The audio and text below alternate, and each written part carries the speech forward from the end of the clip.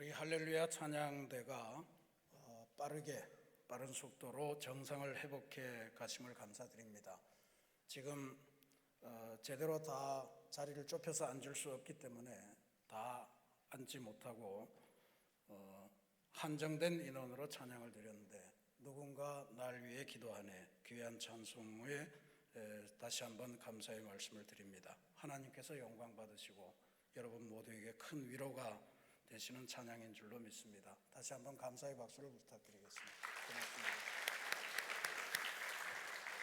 자, 오늘 우리 새신교회 그리고 감리교단이 청년주일로 지키고 있습니다.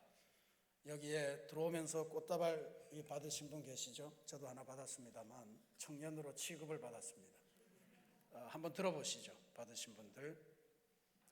나는 청년인데 안 받았다 하신 분은 손 들어주시면 지금 가서 우리 젊은이들이 돌립니다. 네, 찬양대가 못 받았군요. 네, 자, 우리 한번 흔들 때 여러분 큰 축하의 박수를 해주시기 바랍니다. 특별히 오늘 이 청년주일부로 올해의 성년이 되는 젊은이들도 있는데, 여러분들이 이따가 아마 신청을 하시면 크고 더 좋은 꽃다발 화분을 드릴 걸로 믿습니다. 우리 교회 청년들이 정말로 믿음 생활을 잘 하고 열심히 기도하고 찬송하고 또 성교의 비전을 갖고서 잘 모이는 것에 너무 감사드립니다. 교우 여러분께서 더욱더 큰 또 깊은 관심을 가지시고 기도해 주시기를 부탁드립니다. 젊은이 여러분도 더욱 깊은 영성과 또 예리한 지성으로 우리 새신교회를 더욱 젊게, 특별히 시대의 요청에 부응하는 교회로 갱신해가는 주인으로서 역할을 감당해 주시기를 부탁드리겠습니다. 어제가 5월 16일, 오늘이 5월 17일, 내일이 5월 18일, 이게 5.16, 5.17, 5.18, 우리 대한민국으로서는 결코 잊을 수 없는 역사적인 날들입니다. 1960년에 4.19 19혁명으로 제2공화국이 출범했는데 겨우 1년이 지나갔을 무렵에 박정희 장군이 1961년 5월 16일에 군사정변을 일으켜서 정권을 찬탈했습니다. 그리고 박정희 장군의 부하였던 전두환 장군이 1980년 5월 17일에 전국의 계엄령을 선포하고 권력을 또 장악했습니다. 이에 그 다음 날인 5월 18일부터 광주의 시민, 청년, 학생들이 중심이 되어서 계엄령 해제 그리고 전두환 군사정권 퇴진을 요구하는 강력한 시위가 시작된 날입니다. 이른바 광주 민주화 운동입니다. 중요한 것은 이 모든 역사적인 기점에 대한민국의 청년들이 중심에 있었다는 사실입니다. 아마 이 자리에도 많은 주역들이 계실 겁니다.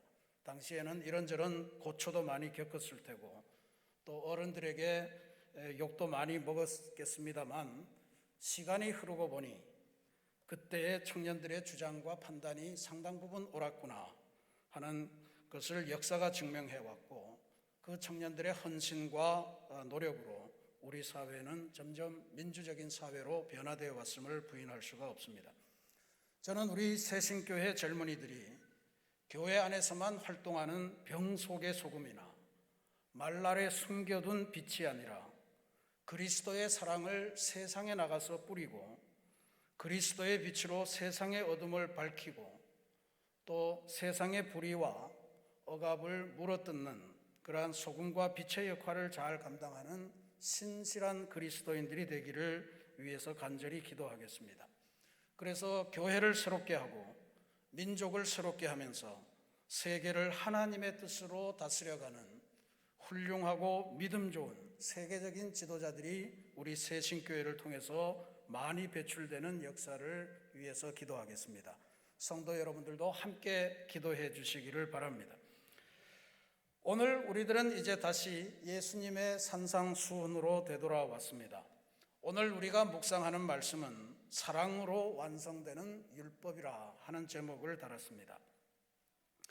구약시대에 하나님께서 아브라함을 부르시고 이삭을 부르시고 야곱을 부르시고 요셉을 부르시고 그리고 모세를 부르시면서 주신 말씀들, 약속들, 이것을 구약 시대의 유대인들은 율법이라고 불렀습니다. 하나님의 법률, 하나님의 말씀이라는 뜻이었습니다. 그런데 예수님께서 다시 사람의 몸을 입으시고 이 세상에 오셔서 하늘나라의 복음, 하늘나라의 진리를 가르쳐 주신 그 가르침, 그것을 복음이라고 부릅니다. 율법과 복음의 관계가 어떻게 되느냐 하는 것이 예수님 시기에는 대단히 중요한 문제였습니다. 예수님께서는 공생의 기간 동안에 우리가 복음성을 통해서 확인할 수 있는 바대로 율법을 실천하고 율법에 정통했던 바리새인들과 엄청난 갈등을 빚었고 서로 비난하는 처지였습니다. 우리가 지금 묵상하고 있는 산상수훈의 내용도 대부분은 처음부터 끝까지 바리새인들이 어떻게 하나님의 말씀을 왜곡시켰는가 하는 것을 예수님이 조목조목 지적하고 바리새인들의 잘못된 신앙, 하나님 신앙을 고쳐주려고 하는 그러한 시도로 가득 차 있습니다. 예수님의 말씀의 핵심은 이거예요. 바리새인들이 예수님을 비난하고 비판했던 것은 예수님이 구약에 있는 모든 율법을 다 폐기하고 신약에 있는 본인이 직접 하나님으로부터 받은 말씀이라고 하는 그 복음만 진리이다, 이렇게 주장한다고 바리새인들은 예수님을 몰아붙였습니다. 근데 예수님은 그렇지 않다고 대답하시는 거예요. 나는 율법을 대적해서 율법을 폐지할 것을 주장하는 것이 아니고 율법에 하나님이 처음 율법을 주실 때 그 하나님의 마음, 율법에 담겨 있는 하나님의 사랑, 그것을 회복해서 율법에 나타난 하나님의 말씀이 온전하게 지켜지도록 함으로써 율법을 완성시키는 것이 내 사명이다, 이런 주장을 했습니다. 오늘날 많은 그리스도인들도 이 부분을 혼돈합니다. 유대인들은 예수님이 구약의 율법을 다 무시하고 폐기할까 봐 두려워해서 예수님을 비난했던 반면에 오늘날 의외로 많은 개신교인들이 이제는 예수님께서 오셔서 새로운 말씀을 주셨으니까 구약에 있는 율법은 폐기되어 마땅하다, 용도 끝났다, 구시대의 유물이다, 그래서 이제는 우리는 예수님의 말씀만 믿으면 된다, 이런 주장을 하기도 합니다. 우리 감리교 운동을 시작하신 웨슬리 목사님은 율법에 대해서 당시 기독교인들이 가지고 있던 잘못된 이해를 세 가지로 이야기를 했습니다. 첫 번째는 아예 율법이 있는지도 모른 채로 그렇게 그냥 살아가는 사람들이 있다, 이런 말씀을 하셨습니다. 이 사람들은 율법, 하나님의 말씀이 기준이 있는 것을 모르고 그냥 내 양심대로 살아가면 되지, 혹은 내가 편한 대로 내 이익을 쫓아서 살아가면 되지, 이렇게 살아갑니다. 이렇게 살아가는 것은 필경 자기의 욕망을 따라 살아가기 때문에 반드시 죄를 달고 습관적으로 죄에 묻혀서 죄를 범하면서 살아가는 인생이 되기 십상입니다. 두 번째 부류는 율법이 있다는, 하나님의 말씀이 이미 주어졌다는 사실은 인정하지만 그 율법이 자기의 삶에 그렇게 영향을 끼치지 못하는 그러한 부류가 있다고 말씀을 합니다. 이 사람들은 내가 이 세상에 살면서 그냥 양심대로 착하고 성실하게 살면 되지 그 나머지가 뭐가 필요하겠는가. 그래서 우리 인생이 하나님이 창조가 되었고 하나님께서 우리에게 주신 영적인 소명이 있다는 사실을 부인합니다. 그래서 우리는 나그네 인생이 되어서 이 세상에 하나님의 파송을 받았고 언젠가는 영원한 본향으로 돌아가야 된다는 이런 것을 인정하지 않습니다. 혹은 하나님 앞에 우리가 단독자로 서야 되는데 그것을 위해서 두렵고 떨림으로 너희 구원을 이루어야 된다라고 하는 이런 말씀도 무시합니다. 항상 허리에 띠를 띠고 등불을 켜놓고 오실 주님을 기다리라 하는 사명도 의미 없게 그렇게 받아들입니다. 그리고 구원에 이르는 문은 좁은 문이니까 이 세상의 대세를 쫓지 말고 주님을 향해 나 있는 그 좁은 문을 향해서 들어가기를 힘쓰고 그 길에 승리하도록 하라라고 하는 계명도 다 어기고 살아갑니다. 착하게 살다 그만두면 그만이 아닌가 하는 이야기입니다. 그리고 마지막 부류는 가장 적극적으로 율법에 대해서 대적하는 무리들입니다. 예수님의 말씀이 이미 왔으니 이제는 완벽한 예수님의 말씀이 있으니 구약 시대의 선지자나 예언자나 이런 사람들을 통해 주신 그 말씀은 더 이상 의미가 없다, 이렇게 주장을 합니다. 그래서 이제 율법은 더 이상 필요 없고 따라서 적극적으로 폐기하는 것이 구원에 이르는 중요한 길이다, 이렇게 주장합니다. 이들은 주장하기를 우리 주님께서 율법을 폐하셨다, 이제는 단지 주님의 말씀만 믿으면 된다, 이렇게 주장하는데 웨슬리 목사님은 이거는 아주 잘못된 망상이고, 그리고 주님에 대해서 전면적으로 대적하고 거부하는 것이다, 이렇게 비판했습니다. 왜냐하면 이와 같은 믿음은 예수님만을 전하는 것처럼 보이지만 사실 구약 성경에 있는 수많은 하나님의 말씀을 불에 태워 없애려는 시도와 비슷하다고 보았기 때문입니다. 이들은 믿으면 죄에서 벗어나서 어떤 거룩함의 단계도 없이 그냥 바로 천국으로 직행할 수 있습니다, 이렇게 주장하는데 이게 잘못된 믿음이라는 거죠. 웨슬리 목사님은 제대로 된 믿음의 사람이라면, 제대로 하나님의 율법을 이해하는 사람이라면 이렇게 주장해야 된다고 말씀합니다. 예수님을 믿으십시오. 그러면 여러분이 거룩한 존재로 변화될 것입니다. 그리고 여러분 안에 죄 사함을 받은 평안이 넘칠 겁니다.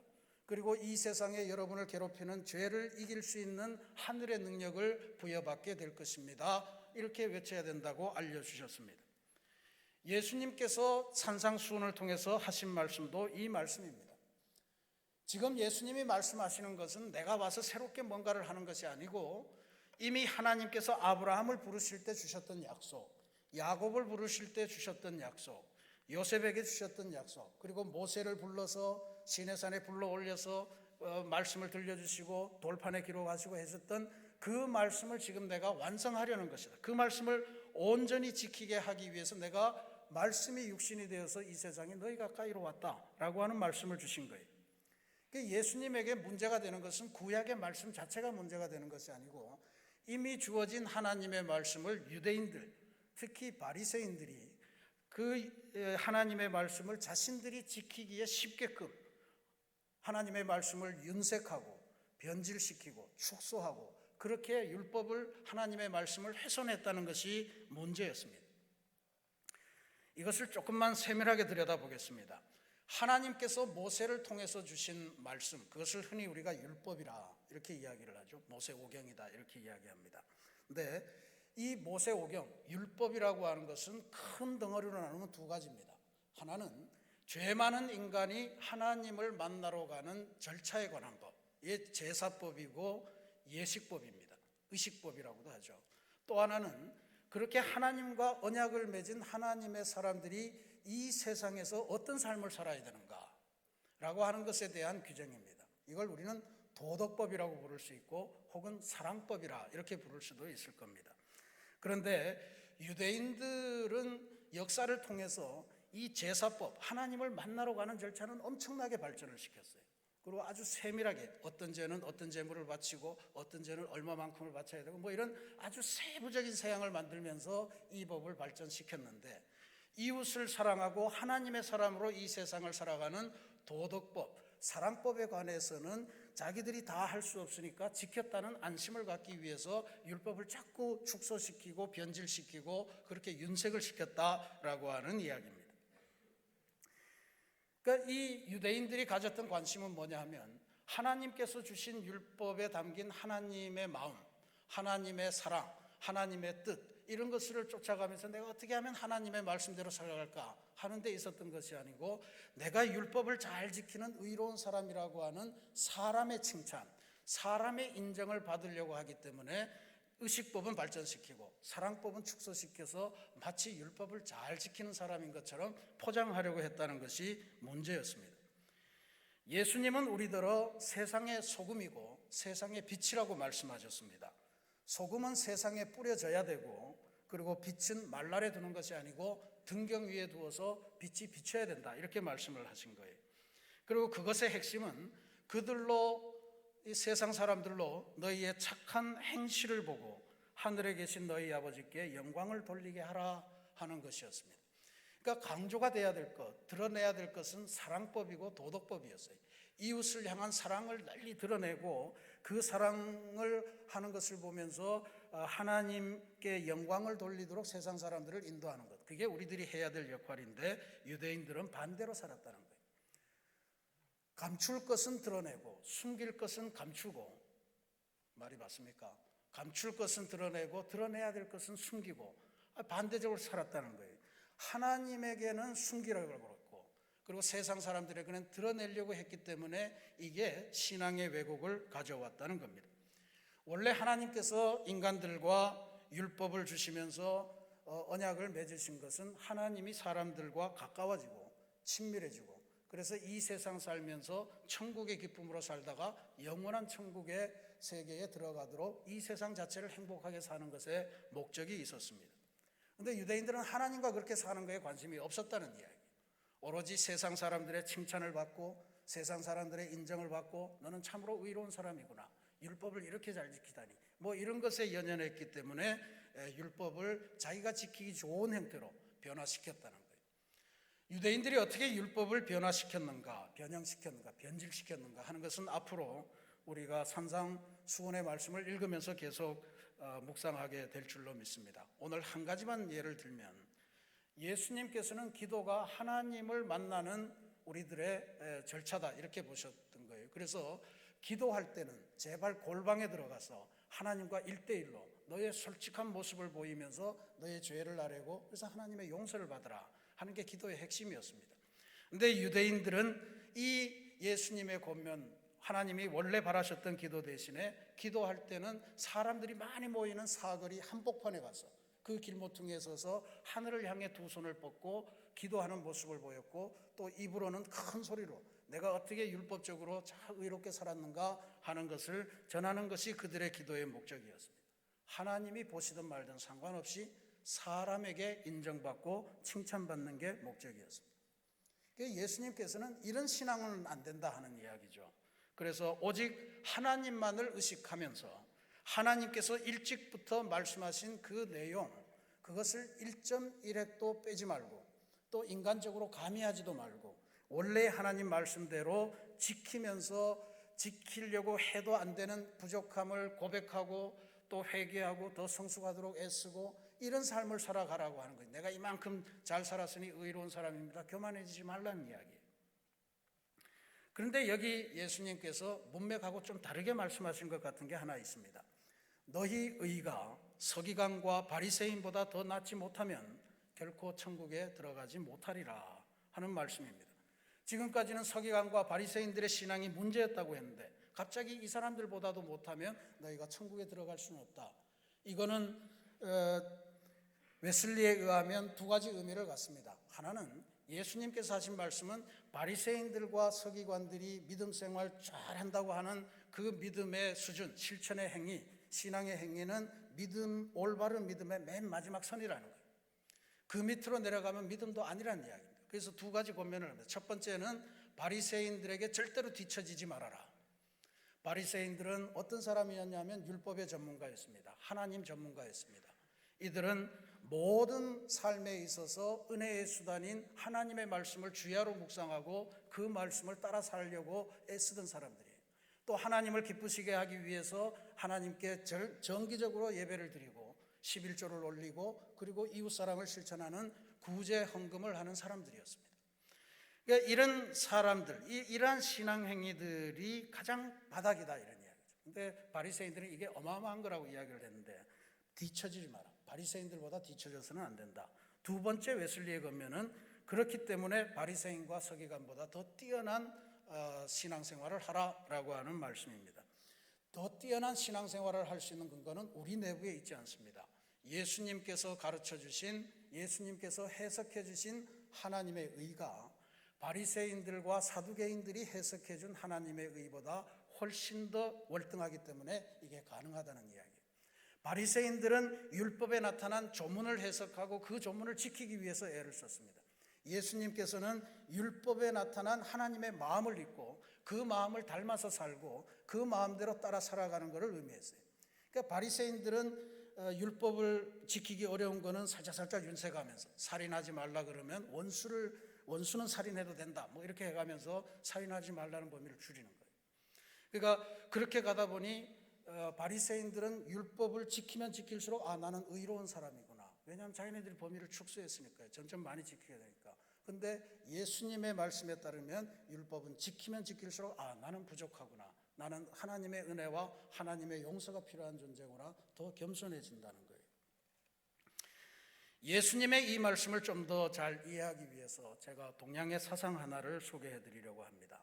조선시대에 많은 유학자들, 특별히 태계 이황을 비롯한 수많은 선비들이 평생의 좌우명으로 삼았던 말씀이 있습니다. 그게 바로 신독이라고 하는 단어입니다. 이 삼갈 신자, 혼자 독자입니다. 혼자 있을 때 삼가라. 삼가라는 것은 조심하고 근신하고 뭐 이런 단어죠. 잘 해석을 하면 혼자 있을 때에도 정도의 어긋남이 없도록 스스로 삼가면서 살아라, 이런 뜻입니다. 그래서 옛날 이 유학자들 선비들은 혼자서 골방에서 책을 읽을 때도 목욕제계하고 의관을 정제하고 똑바른 자세로 앉아서 책을 읽었다고 그러죠. 그러니까 이게 단순히 유학자들의 허세라고 치부할 수만은 없는 그러한 철저함이 있습니다. 근데 이게 비단 조선시대의 선비들만이 아니고 근대에 들어와서 우리 민족을 지도하던 김구 선생님이나 안창호 선생님 같은 분들도 이 신독을 좌우명으로 여기고 우리 대한민국이 새롭게 일어나기 위해서는 모든 백성이 신독하는 백성이 돼야 된다, 이런 주장을 했습니다. 이게 처음에는 중용이나 대학 같은 데 나오는 내용인데 이런 내용입니다. 한문이 복잡한데 해석 제가 달았습니다. 남이 보지 않는 곳에서 스스로 경계하고 남이 듣지 않는 곳에서 스스로 두려워해야 된다. 앞에 두자 계신 공구, 스스로 삼가고 경계하고 스스로 두려워하라, 이런 뜻입니다. 그 다음에 숨겨진 것처럼 잘 드러나는 것은 없으며 미세한 것처럼 잘 나타나는 것은 없다. 그러므로 군자는 혼자 있을 때도 삼가라, 이런 뜻입니다. 계신 공구해라. 스스로에게 엄격하고 스스로를 두려워하면서 그렇게 살아라 그랬는데, 우리가 기억해야 될 중요한 사상가가 한 분 계신데 바로 다산 정약용 선생님입니다. 이분도 역시 신독을 중요하게 해석하면서 이분은 이런 질문을 해요. 군자라고 하면 세상을 다스리는 사람인데 사람이 많을 때 자기 자신을 잘 돌봐야지 왜 홀로 있을 때 자기 자신을 삼가고 그렇게 살아야 되는가? 다산은 아주 단적으로 대답하는 것이 그것은 바로 하나님이 보시기 때문이라, 놀라운 대답을 합니다. 천주교에 한때 몸을 담았다가 천주교에 벗어났습니다만 다산은 그게 하나님 때문이라. 아무도 보지 않는 것 같아도 하나님이 보고 계십니다. 아무도 듣지 않는 것 같아도 하나님이 듣고 계십니다. 하나님 앞에서 내가 서 있으니 어찌 조심하지 않겠습니까? 하는 이야기예요. 최근에 장경이라고 하는 분이 이 신독을 가지고 책을 냈는데 제목이 신독, 홀로 온전해지는 삶의 기술이라고 하는 제목의 책을 냈는데 이 책에서 이 양반은 신독을 이렇게 해석합니다. 아주 창의적인 해석이에요. 한문 무시하고 신을 독대함, 이것으로 해석을 했습니다. 하나님을 독대하는 게 바로 신독이다. 스스로 상가하면서 하나님을 대하듯이 나를 살피고 나를 깨끗하게 만들고 그렇게 살아가는 것이다. 현대사회에서 신독은 다른 의미로 해석이 됩니다. 요즘 세상은 혼자 있어도 누군가가 다 보고 있다고 생각하면서 이런 근거를 댑니다. 요즘 우리나라에 CCTV가 전국적으로 한 500만 대가 설치되어 있다고 합니다. 어디 가도 여러분 다 찍힙니다. 거기에 파파라치라는 사람들이 있죠. 조금만 유명해지면 그리고 사람들도 그냥 지나가다 뭐 좀 이상하다, 누가 폭력 행위를 한다, 누가 잘못된 걸 한다 그러면 카메라 대고 막 찍고 바로 인터넷에 올립니다. 그러니까 이제는 혼자 있어도 혼자 있는 것이 아니니 조심해라, 이런 것으로 신독을 사용하는데, 신독은 사람의 눈이 무서워서 내 행동을 조심해야지 이런 게 아니죠. 하나님이 보고 계시니까, 하나님과 함께 가야 되니까 내 스스로를 경계하고 내 스스로에 흐트러짐이 없는지 살피고, 그렇게 지금은 부족해도 조금 더 내일 가면 더 영적으로 성숙해가고 더 향상되고 더 발전해 가겠지 라고 하는 기대를 갖고 노력하며 살아가는 것이 바로 신독의 올바른 뜻일 거예요. 예수님께서도 하나님의 말씀이 천하가 끝날 때까지는 1.1획도 그치지 않고 다 완성이 될 것이다 하는 말씀을 주잖아요. 인간이 부족해서 지금은 다 못 지켜도 그걸 지키려고 애써야지, 그걸 지키지 못한다고 해서 율법을 바꿔가면서 나는 지켰습니다 이렇게 주장하는 것은 신앙인의 자세가 아니라는 이야기. 오늘날 우리 한국교회가, 한국의 그리스도인들이 신독하지 못해서 하나님 아버지 앞에서 살아가는 그 삶이 아니고 세상 사람들의 눈만을 의식하며 살아가다 보니 많이 타락했습니다. 세상 사람들이 보기에는 이런저런 것을 하지만 신독의 경구에 나오듯이 아무리 감추려고 해도 감춰지지 않는 것이 있다. 아무리 숨기려고 해도 숨길 수 없는 것이 있다 라고 하는 것이 우리에게 나와서 최근 목회자의 성추문이나 대형교회의 세습 문제나 또 불건전한 재정 운영의 문제로 인해서 일반 대중들이 교회를 보는 시선이 이제 더 이상 따사롭지 못합니다. 저는 이런 상황에서 우리 감리교회 운동을 시작하신 웨슬리 목사님의 유언 같은 말씀을 다시금 상기하고자 합니다. 나는 이 땅에서 감리교회가 사라지는 것을 두려워하지 않습니다. 다만 감리교회의 본질인 사랑을 잃어버리고 냉각된 조직체만이 남게 될까 봐 두렵습니다. 저는 웨슬리의 이 고백이 하나님의 말씀을 온전하게 지키려고 하는 노력 대신에 하나님만을 온전히 섬기려고 하는 그 신앙적인 노력 대신에 사람들의 이목이나 의식하면서 사람들의 칭찬이나 받으려고 하면서 결국은 하나님의 영광을 가리게 되는 그러한 집단으로 될까 봐 두려워하는 웨슬리 목사님의 말씀이라고 읽고 싶습니다. 특정한 교리를 숨어서 집행하는 집단을 컬트 집단이라고 합니다. 우리 기독교는 컬트 집단이 되어서는 안 됩니다. 이웃사랑을 온 천하에 드러내면서 공포하면서 그 사랑을 통해서 하나님의 말씀을 완성해 가면서 그렇게 세상 속에 희망의 공동체로 자리 잡아야 되는 것입니다. 하나님의 말씀인 율법은 이웃사랑을 통한 헌신과 실천을 통해서만 완전해진다는 사실을 믿고 그러한 교회로 변화되어 가야 될 줄로 믿습니다. 이거는 우리 자신이 얼마나 하나님 앞에 제대로 서 있는가 하는 것을 기준으로 삼을 때만 가능합니다. 그래야만 우리는 다시금 민족의 희망이 될 수가 있고 절망하는 이 사회를 향해서 구원의 소망을 전해주는 등대와 같은 역할을 하는 교회가 될 수 있을 것입니다.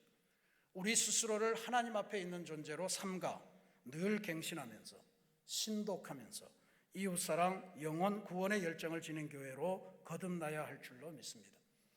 오늘 특별히 이 예배에 참석하신 젊은이 여러분들은 더 이상 어린 분이 아닙니다. 이 나라의 역사는 젊은이들이 주도해오고 열어온 역사입니다.